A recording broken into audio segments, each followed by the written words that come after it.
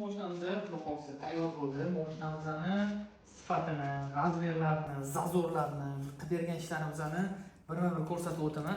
Akalarim birinchi o'rinda bagaj qismi krasniy sepiladigan holatda edi. Biz buni avtovakum yordamida ideal qilib tortib berganmiz.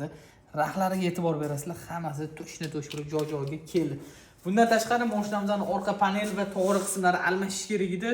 Tog'orasini 130 dollar deyishdi. Keyin undan keyin ozgina tortilib qoldi bayram sababli.